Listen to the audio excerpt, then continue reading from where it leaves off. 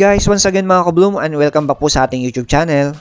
For today's video po, tuturuan ko po kayo kung paano ang tamang pag-install sa ating bagong bili na water purifier sa ating faucet na hindi po nagli-leak or walang water leak.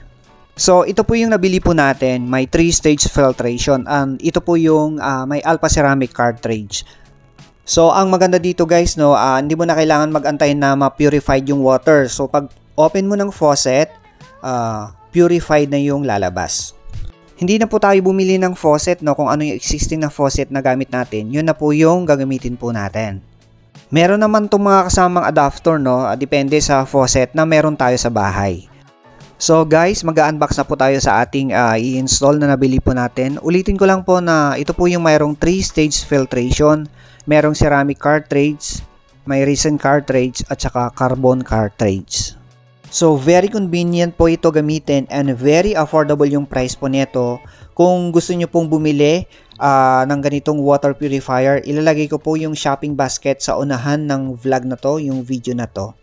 Nasabi ko po na very convenient gamitin po ito sa ating bahay dahil hindi nyo na kailangan pang pumunta sa water refilling station para makabili ng purified water. Siyempre, magbubuhat din tayo, so mabigat din po yun, so nakakapagod. Kung meron tayo nito, itatap nyo lang po sa inyong faucet, instant, meron na po kayong purified water. Sa mga accessories, ito po yung paghigpit at pagluwag ng lagayan ng cartridge. And then, may kasama pong panlinis ng ceramic cartridge. Ito po yung parang leha. Yan. Ito po yung area ng ceramic cartridge. Pag madumi na yan, ito po yung panlinis. And then may kasamang tox. And then meron po siyang faucet adapter, dalawa po yan. So depende po kung anong gamit po nating gripo. And then itong color white na rubber na to, ito yung nilalagay po natin sa spout ng ating water purifier. Recommended to na gamitin pagka matagal nating hindi ginagamit itong water purifier natin para hindi pasukin ng mga insekto. So guys, ang napili ko pong pang-install sa ating water purifier is itong filter na color white. Ito po is yung may kasamang panghigpit. So dalawa po ito. Ito po yung isasalpak po natin sa ating faucet. Sure ako guys na walang water leak pagka ito yung ginamit po natin. So unscrew po natin yung filter ng ating existing faucet. And then yung maliit na rubber na kulay white, yun po yung unang isasalpak po natin dito po sa ating faucet. Heto na guys, i-install na po natin yung smallest rubber na adapter. So, yun po yung unang ilalagay po natin sa ating faucet. Make sure lang guys na pantay po yung pagkakalagay po natin, no? And then, isunod po natin yung mas malaking rubber. So, isasalpak lang din. Ipapantay lang po natin dun sa unang rubber na inilagay po natin. Yan.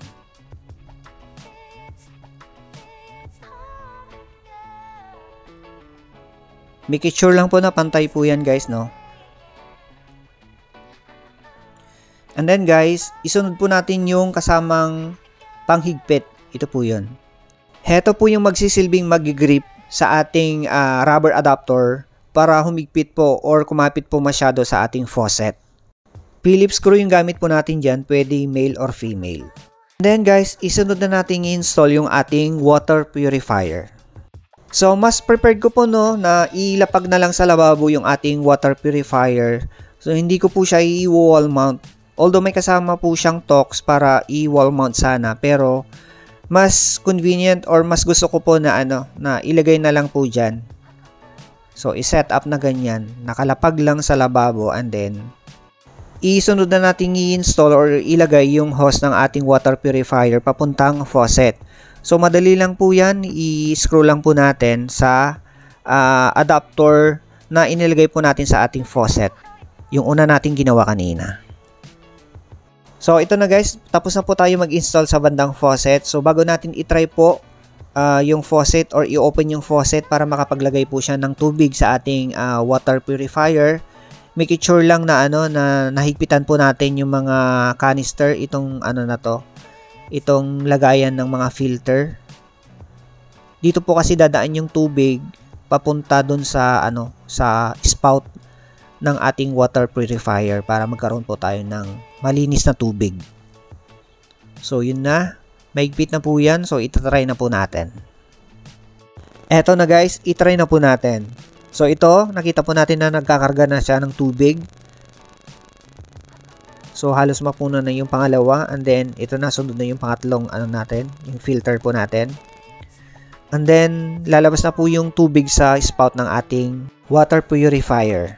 So hayaan lang po natin yan na naka-open para makapag-drain po siya at least 5 minutes po para malinis po yung tubig at nang matry na po natin.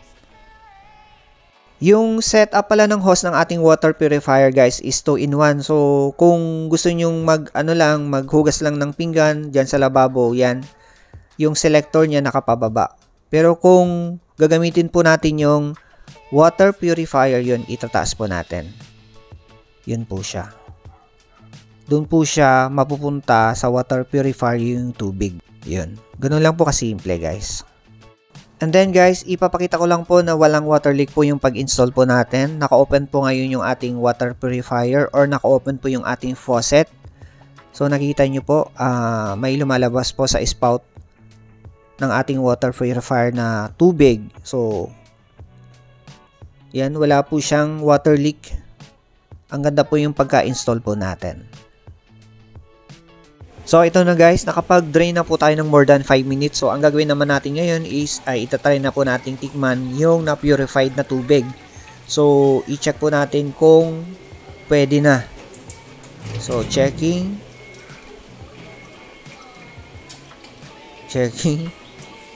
So masarap siya guys.